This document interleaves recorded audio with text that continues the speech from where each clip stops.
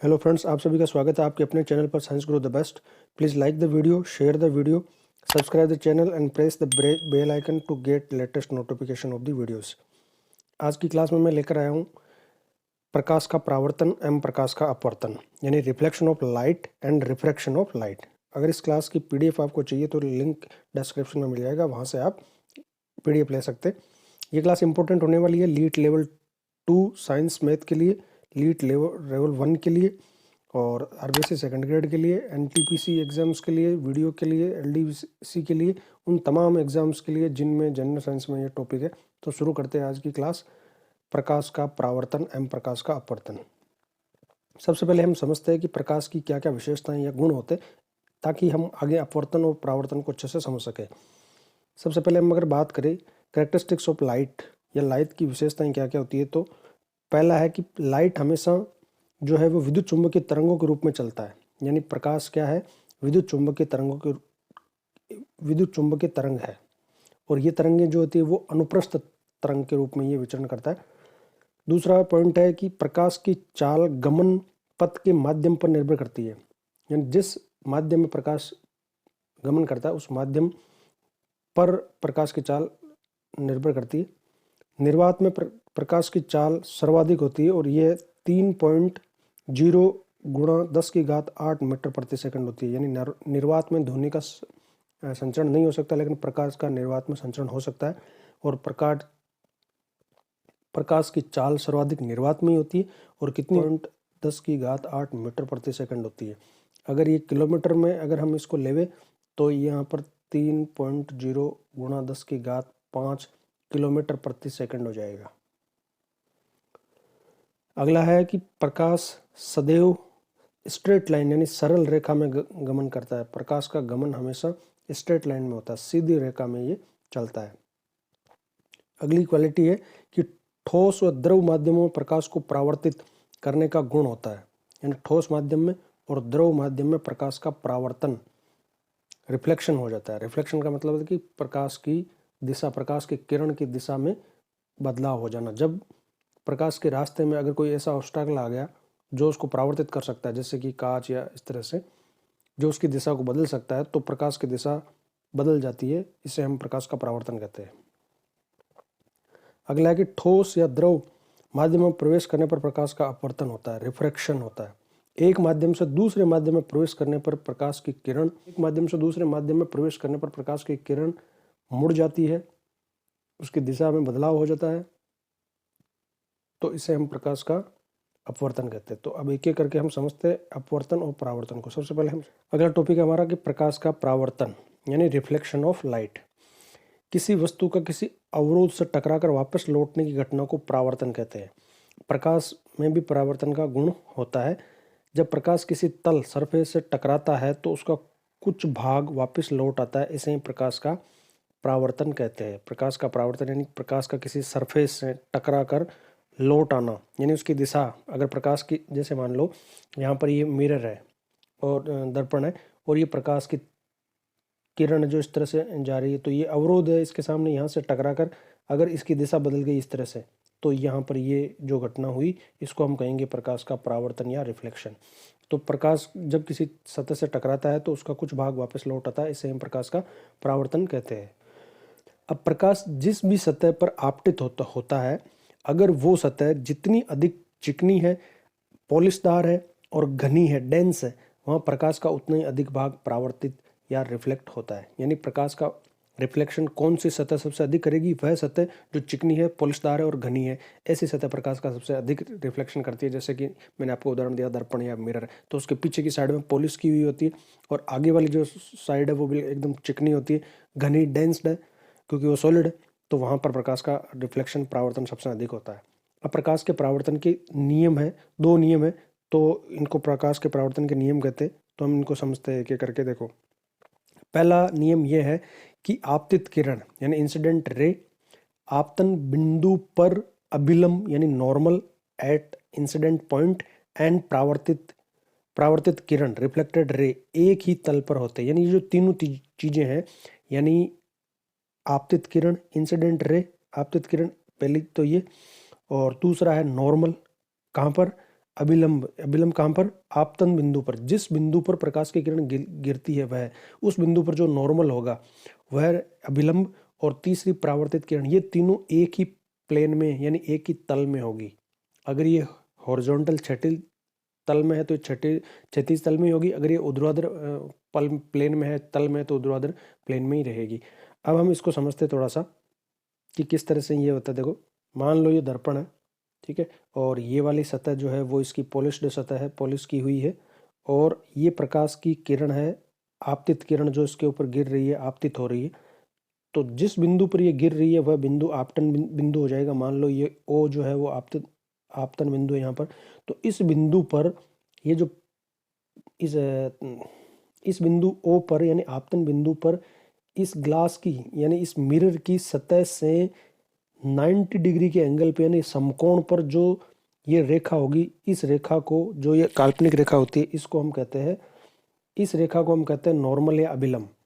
और यहाँ से टकराने के बाद जो वापस लौटेगी वही ये किरण कहलाएगी परावर्तित किरण।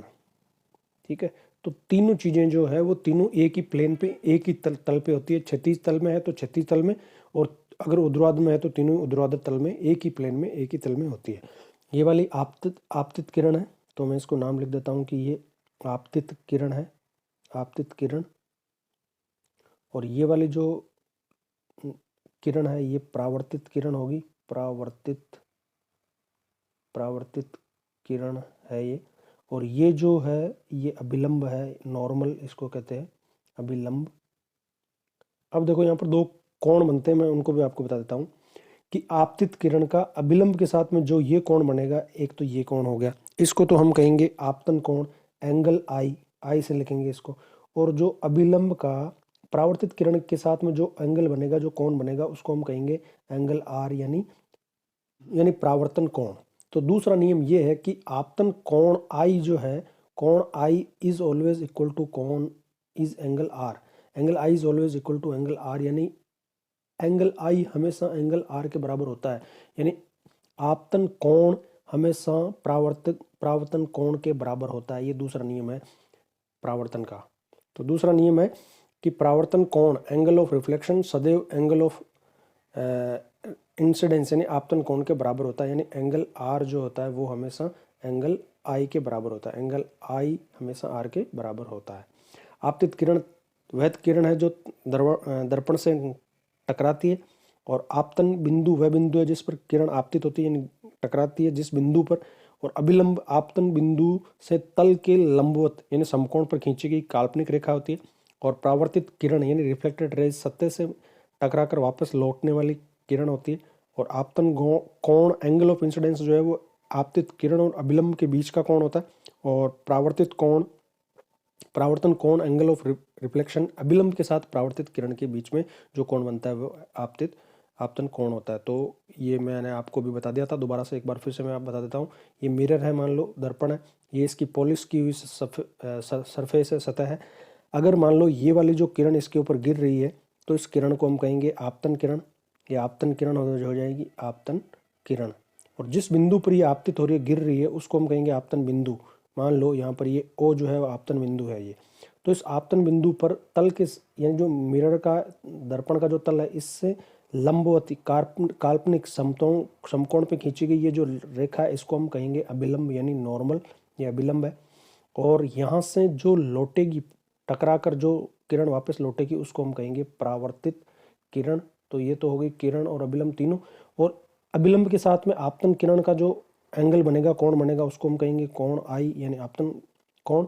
और अभिलंब का परावर्तित किरण के साथ जो बनेगा उसको हम कहेंगे एंगल आर यानी परावर्तन कोण, एंगल आर। तो ये सारी चीज़ें थी जो मैंने आपको बता दी। अब बात करते हैं प्रकाश का अपवर्तन, रिफ्रैक्शन। परावर्तन पढ़ लिया हमने, अब रिफ्रैक्शन या अपवर्तन क्या होता है इसको हम समझते हैं।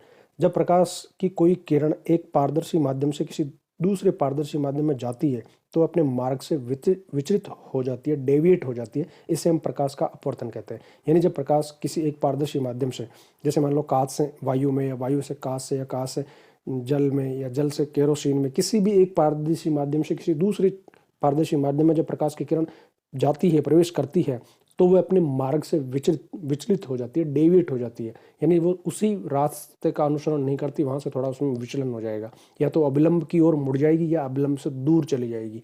तो ये जो घटना है, यानी प्रकाश का एक पारदर्शी माध्यम से दूसरे पारदर्शी माध्यम में जाने पर उस प्रकाश की किरण का विचलन होना, ये परिघटना क्या कहलाती है? प्रकाश का अपवर्तन कहलाती है। प्रकाश का अपवर्तन कहलाती है, रिफ्रैक्शन ऑफ लाइट इसे हम कहते हैं।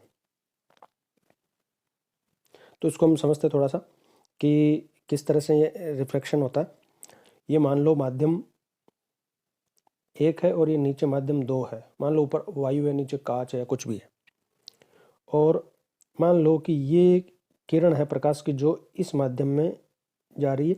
अब ये इस माध्यम में प्रवेश कर गई यहाँ पर, तो ये जो बिंदु हुआ आपतन बिंदु जिसको हम कहेंगे, यहाँ पर जो अभिलंब होगा, जो नॉर्मल होगा, इस सतह के समकोण पर जो काल्पनिक रेखा होगी ये, अब ये इस माध्यम से इस माध्यम में, यानी माध्यम 1 से माध्यम 2 में जब जाएगी तो इसका विचलन हो जाएगा। यानी इसको ऐसे, अगर ये माध्यम नहीं होता यहाँ पर दूसरा वाला, तो ये किरण ऐसे सीधे निकलती यहाँ से, लेकिन अभी एक माध्यम से दूसरे माध्यम में जाने पर ये सीधे ना निकल के इसका विचलन हो गया और ये थोड़ी सी मान लो इस तरह से डेविएट होकर ऐसे चलेगी, तो ये विचलन कहलाता है। अब ये इस अभिलंब की तरफ मुड़ रही है।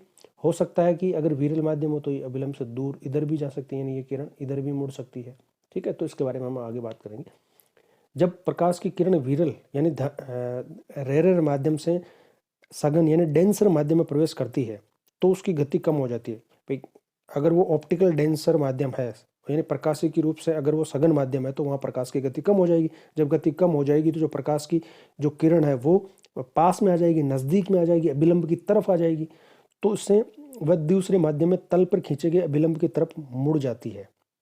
और इसी प्रकार अगर प्रकाश अगर ये अभिलंब से सरल विरल माध्यम से दूर करने पर, यानी इसी प्रकार अपेक्षाकृत सघन से विरल माध्यम में, अगर वो सघन माध्यम से ऑप्टिकली डेंसर से वो विरल माध्यम में जा रही है, जहाँ प्रकाश का घनत्व, प्रकाशी के घनत्व कम है, तो विरल माध्यम में जाने पर उसकी गति बढ़ जाएगी। अगर गति बढ़ जाएगी तो वो विलंब से दूर हो जाएगी। और तीसरा ये है कि अगर प्रकाश की किरण तिर्यक रूप से ना गिरे, एक माध्यम से दूसरे माध्यम में अगर वो तिर्यक रूप से ना प्रवेश करे, वो अभिलंब के ऊपर प्रवेश करे, यानी जहाँ पर हमने अभिलंब खींचा वहीं पर अगर वो 90 डिग्री के कोण पे ही अगर वो अभिलंब के समानांतर प्रवेश करे, तो उसकी दिशा में कोई परिवर्तन नहीं होगा, वह सिर्फ गति में परिवर्तन होगा, दिशा वो की वही रहेगी। अब मैं इसको आपको थोड़ा सा समझाता हूँ कि अगर मान लो ये एक माध्यम है, माध्यम मीडियम 1, और ये दूसरा मीडियम 2 है। अभी मान लेते हैं कि ये सघन माध्यम है, ठीक है, और ये नीचे वाला जो है वो विरल माध्यम है, रेरर है, ऊपर वाला डेंसर है। ये प्रकाश की किरण यहाँ पर आपतित हो रही, तो ये जो आपतन बिंदु है, यहाँ पर जो काल्पनिक रेखा हम खींचेंगे इसको इस तल के साथ में, उसको हम कहेंगे अभिलंब। ठीक है, तो ये अभिलंब है। ये सघन से विरल में जा रही है, तो इसकी गति क्या होगी? बढ़ जाएगी। गति बढ़ जाएगी तो ये अभिलंब से दूर की तरफ, यानी इसका जो ऐसे, वैसे इसको ऐसे जाना था, ऐसे स्ट्रेट इसी ऐसे जाना था अगर ये माध्यम नहीं होता, लेकिन अभी इसकी गति बढ़ जाएगी और ये अभिलंब से थोड़ा दूर की तरफ इस तरह से विचलन इसका हो जाएगा। अब अगर मान लो कि ये विरल, ऊपर वाला जो माध्यम है वो विरल है और नीचे वाला सघन माध्यम है। मान लो कि ये सघन माध्यम है, नीचे वाला ये सघन है, और ऊपर वाला जो माध्यम है वो विरल माध्यम है, विरल। तो विरल माध्यम से जब सघन माध्यम में जाएगी तो उसकी चाल घट जाएगी, तो ये जो आप अभिलंब है, इस अभिलंब के पास में आ जाएगी ये इस तरह से, तो ये अभिलंब की तरफ मुड़ जाएगी। ठीक है, और तीसरी कंडीशन ये है कि अगर प्रकाश की किरण एक माध्यम से दूसरे माध्यम में, ये आपतन बिंदु है, मान लो यहाँ पर प्रकाश की किरण गिरती है, टकराती है, तो इस आपतन बिंदु पर ये जो समकोण पर जो हम बनाएंगे ये अभिलंब है। अगर कोई प्रकाश की किरण अभिलंब के ऊपर ये आपतित होती है, अभिलंब के ऊपर से ही होकर आपतित होती है, तो इसकी दिशा में कोई बदलाव नहीं होगा, अभिलंब से होते हुए ही ये सीधे निकल जाएगी, केवल इसका वेग बदलेगा, दिशा में बदलाव नहीं होगा। ये 3 पॉइंट थे अपवर्तन के। अब हम समझते हैं अपवर्तन का या रिफ्रैक्शन का कारण क्या होता है। कि अपवर्तन का कारण यह है कि भिन्न भिन्न माध्यमों प्रकाश की चाल भिन्न भिन्न माध्यमों प्रकाश की चाल जिस तरह का माध्यम है, ऑप्टिकली डेंसर है कि रेयर है, यानी प्रकाशिक घनत्व क्या है उस माध्यम का, उसके हिसाब से प्रकाश की चाल उसमें होती है। यहाँ पर देखो, जो हम फिजिकली डेंसर माध्यम कहते हैं ना, वो अलग है और प्रकाशिकी डेंसर माध्यम अलग है। यानी प्रकाशिक रूप से घनत्व माध्यम का अलग अलग हो सकता है, और जो वैसे रियल में जो घनत्व है वो कम या ज़्यादा इस तरह से हो सकता है। तो प्रकाश का अपवर्तन का कारण क्या है? अपवर्तन का कारण है कि भिन्न भिन्न माध्यम में प्रकाश की चाल का भिन्न भिन्न होना। अपवर्तन की क्रिया में प्रकाश की चाल, तरंगदैर्ध्य तथा तीव्रता बदल जाती है, परंतु प्रकाश की आवृत्ति नहीं बदलती है। ये देखो ध्यान देने की चीज़ है कि जब अपवर्तन होता है तो प्रकाश की चाल बदल जाती है, तरंगदैर्ध्य बदल जाता है और तीव्रता बदल जाती है, परंतु आवृत्ति नहीं बदलती, यानी आवृत्ति वही रहती है। यानी कौन सी चीज़ है जो अपवर्तन में बदलती नहीं है? आवृत्ति, ये याद रखना। क्योंकि एक माध्यम से दूसरे माध्यम में जाने पर प्रकाश की चाल जो है वो बदल जाती है, और चाल जो है वो तरंगदैर्ध्य पर निर्भर करती है, तीव्रता पर निर्भर करती है। तो तरंगदैर्ध्य और तीव्रता दोनों बदल जाएंगे, लेकिन आवृत्ति प्रकाश की किरण है उसकी आवृत्ति वो की वही रहेगी। अब प्रकाश के अपवर्तन के नियम, जैसे अभी हमने परावर्तन के नियम देखे थे, वैसे अपवर्तन के भी नियम है, 2 नियम है, तो उनको हम समझते हैं। Laws of refraction. देखो पहला नियम क्या है कि आपतित किरण, अपवर्तित किरण और आपतन बिंदु पर अभिलंब तीनों एक ही तल में होते हैं। ये जो परावर्तन का नियम था वही अपवर्तन का पहला नियम सेम ही है कि ये तीनों यानी आपतन किरण, अपवर्तित किरण और आपतन बिंदु पर जो अभिलंब है वो तीनों के तीनों एक ही तल में होंगे। या तो क्षैतिज तल में है तो क्षैतिज में, या ऊर्ध्वाधर में है तो वो ऊर्ध्वाधर तल में ही होंगे।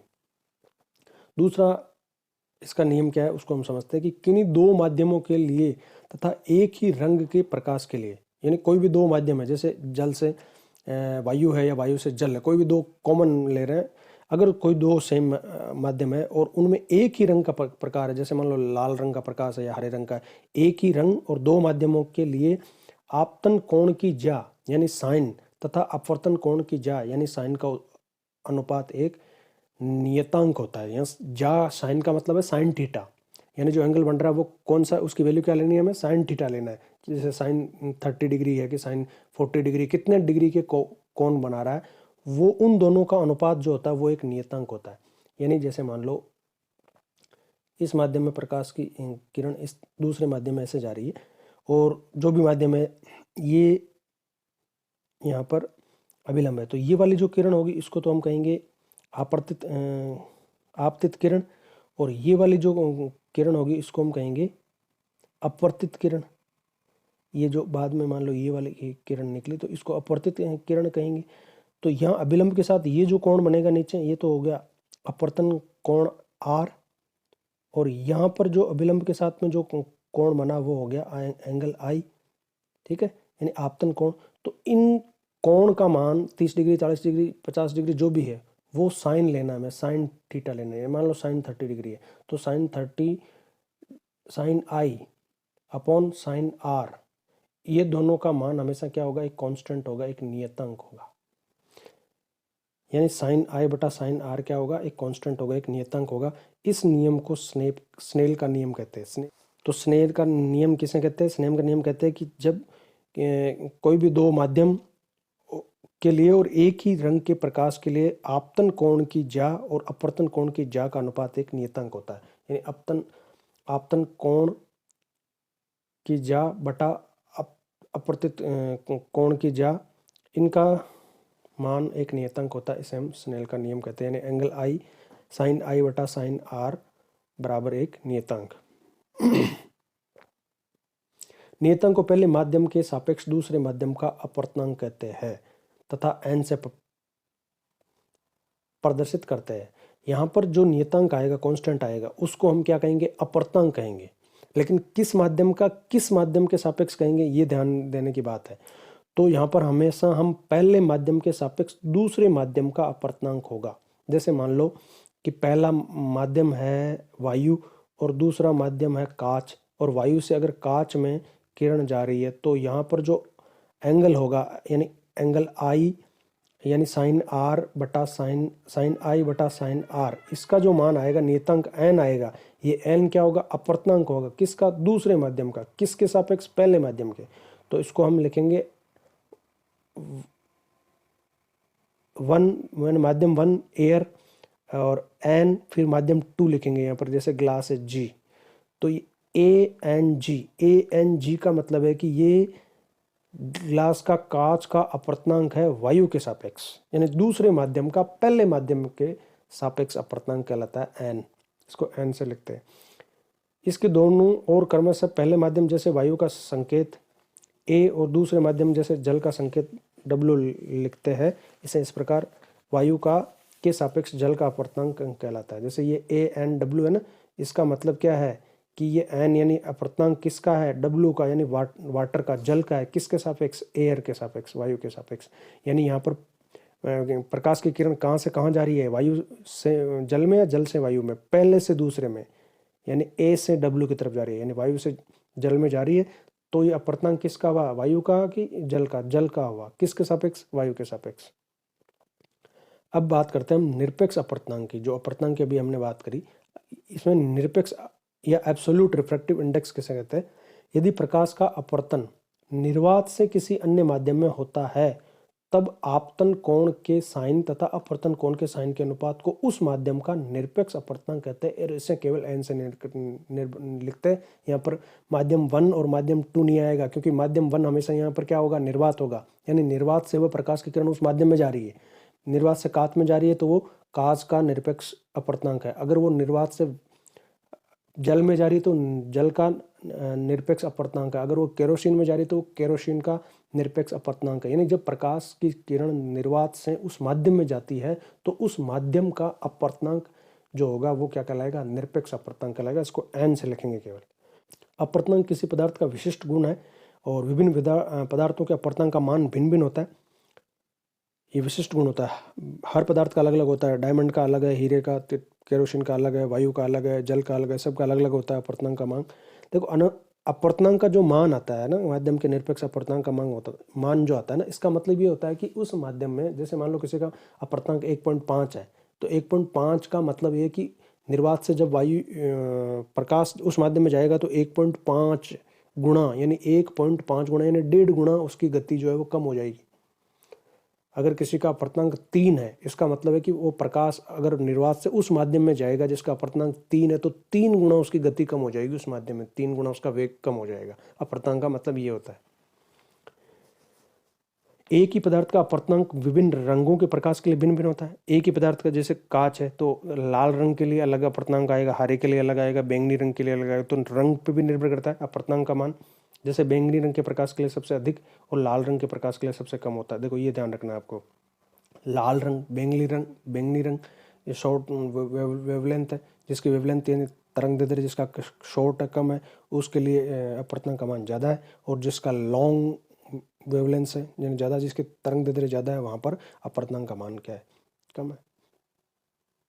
तो बैंगनी रंग के लिए सबसे अधिक मान है, यानी बैंगनी रंग का तरंग दैर्ध्य सबसे कम है, तो वहाँ पर अपवर्तनांक का मान सबसे अधिक हो जाएगा। और लाल रंग के लिए प्रकाश का मान कम होता है। तरंग दैर्ध्य के बढ़ने पर अपवर्तनांक कम हो जाता है, ठीक है, क्योंकि तरंग दैर्ध्य सबसे अधिक इसका लाल रंग का है, तो वहाँ पर अपवर्तनांक सबसे कम है। और तरंग दैर्ध्य सबसे कम किसका है, बैंगनी रंग का है, तो वहाँ पर अपवर्तनांक का मान सबसे अधिक होता है।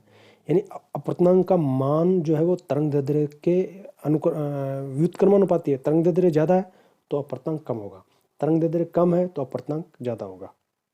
ताप के बढ़ने पर भी अपवर्तनांक घटता है, यद्यपि ये परिवर्तन बहुत कम होता है।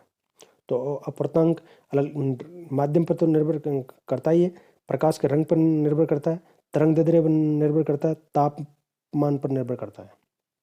अपवर्तनांक का प्रकाश की चाल से संबंध। अब देखो अपवर्तनांक का प्रकाश की चाल से क्या संबंध है, इसको समझते हैं। किसी पदार्थ का अपवर्तनांक जितना अधिक होता है वह पदार्थ उतना अधिक प्रकाशीय सघन होता है, ऑप्टिकल डेंस होता है, प्रकाश के लिए ज़्यादा सघन है, गाढ़ा है, मतलब उसमें प्रकाश की गति कम होगी, तथा उस पदार्थ में प्रकाश की चाल उतनी कम होगी। जो जितना अधिक प्रकाशीय सघन होगा उसके अंदर प्रकाश की चाल उतनी कम होगी। किसी माध्यम का निरपेक्ष अपवर्तनांक निर्वात में प्रकाश की चाल तथा उस माध्यम में प्रकाश की चाल के अनुपात के बराबर होता है।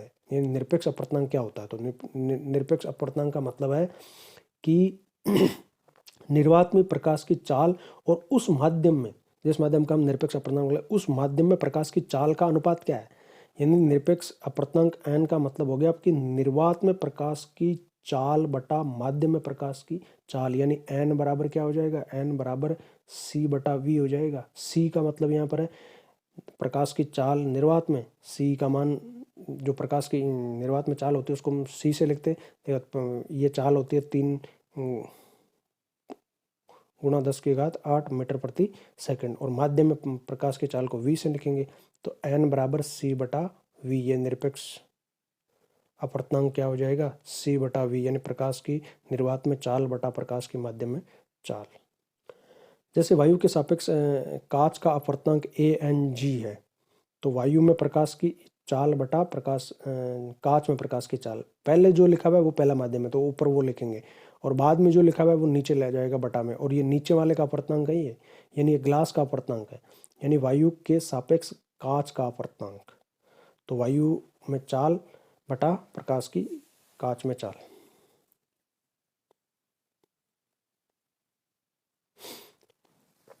अब देखो, किसी पदार्थ का अपवर्तनांक जो है वो भिन्न भिन्न रंग तरंग दैर्ध्य के प्रकाश के लिए भिन्न भिन्न होता है। अभी मैंने आपको बताया कि जैसे बैंगनी रंग का तरंग दैर्ध्य सबसे कम होता है तो उसके लिए अपवर्तनांक सबसे अधिक आता है, और रेड जो सबसे लास्ट है इंद्रधनुष में जो रंगों का सीक्वेंस होता है ना, वही सेम यहाँ पर याद रखना है आपको। विबग्योर, विबग्योर, ये सेंटेंस याद रखता है, VIBGYOR, GOR, VIBGYOR. V for violet बैंगनी, I फॉर इंडिगो नीला, और B फॉर ब्लू नीला रेड, और ये Y येलो, और G फॉर ग्रीन हरा ऑरेंज, और रेड। तो रेड सबसे नीचे आता है, तो रेड सबसे नीचे आता है तो इसका तरंग दैर्ध्य सबसे अधिक है, तो उसका अपवर्तनांक सबसे कम है। और वॉयलेट जो है बैंगनी, वो सबसे ऊपर आता है, इसका तरंग दैर्ध्य सबसे कम है तो उसका अपवर्तनांक सबसे अधिक है। तो किसी माध्यम का अपवर्तनांक भिन्न रंग के तरंग दैर्ध्यों के मान के लिए भिन्न भिन्न होता है। तरंग दैर्ध्य के बढ़ने के साथ साथ अपवर्तनांक का मान कम हो जाता है। मैंने आपको बताया रेड का सबसे अधिक तरंग दैर्ध्य, तो यहाँ अपवर्तनांक सबसे कम है।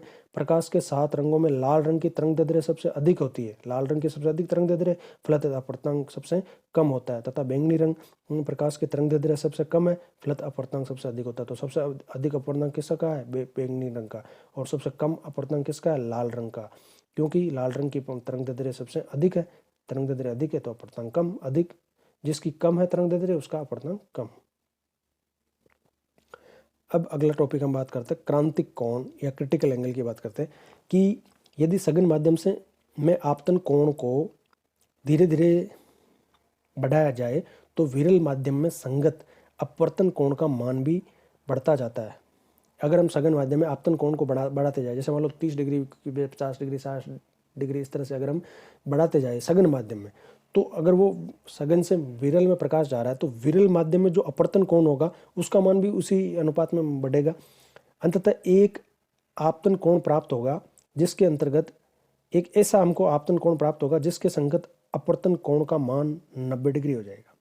यानी अगर हम बढ़ाते जाएंगे तो हमें कोई ऐसा एक आपतन कोण मिलेगा जिस पर हमें अपवर्तन कोण का मान 90 डिग्री हो जाएगा, 90 डिग्री हो जाएगा, ठीक है।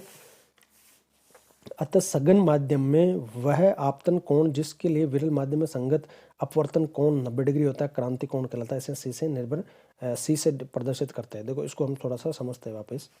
अभी हम इसकी बात करते हैं कि यदि सघन माध्यम में आपतन कोण को धीरे धीरे बढ़ाया जाए, जैसे सघन माध्यम में ये मैंने जो बना रखा है अंदर, ये सघन माध्यम है, ये वाला ये सघन माध्यम है, और नीचे ये विरल माध्यम है।